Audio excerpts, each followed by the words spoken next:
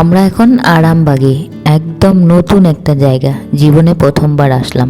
এখানে এক মেলা বসেছে গোসাই পরব বলে, তো সেই মেলায় আমরা আসলাম।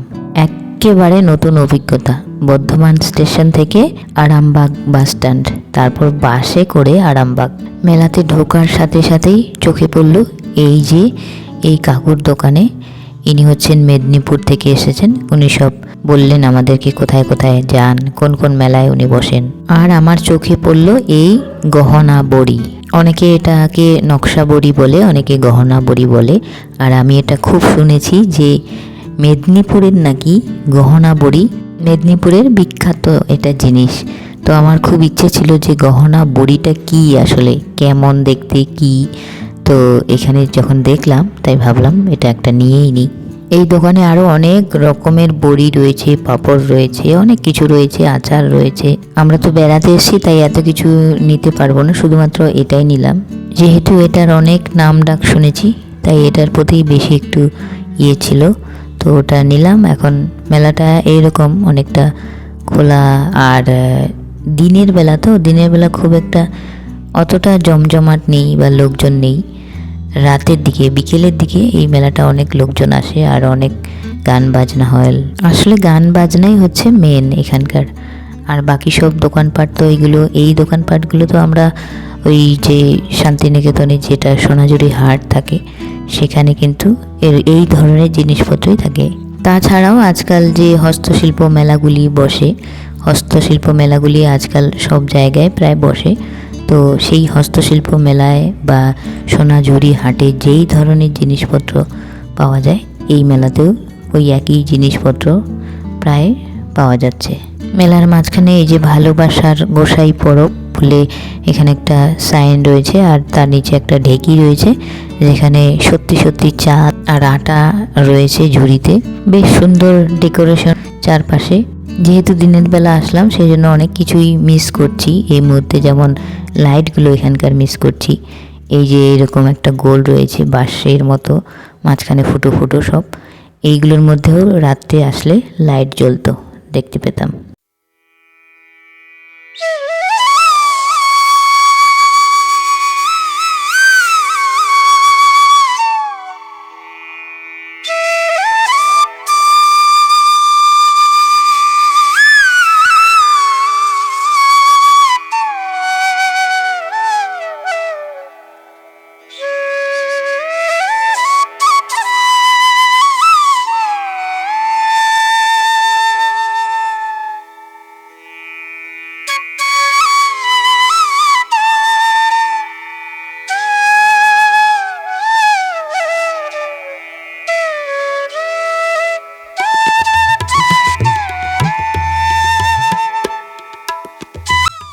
এই হচ্ছে সেই গানের মঞ্চ যেখানে বাউল গান হয়, আর অনেক দূর দূর থেকে শিল্পীরা এখানে আসেন, বাউল শিল্পীরা।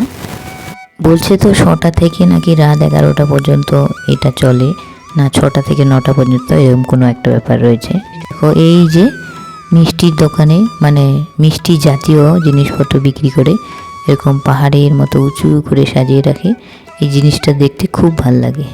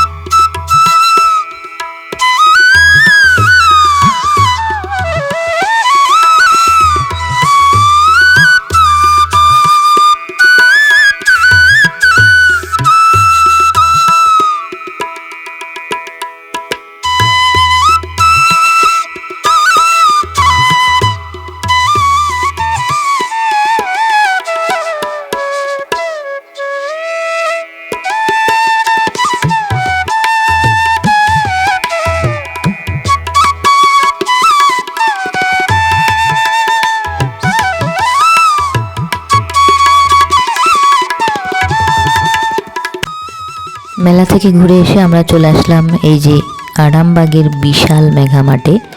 আর এটা একদম মানে আমরা যে হোটেলে উঠেছি হোটেলের একদম গায়ে গায়ে, সেই জন্য আমরা ভাবলাম যে এখানে একটু ঢুকে দেখি কি কি রয়েছে, কি কি ধরনের জিনিসপত্র রয়েছে।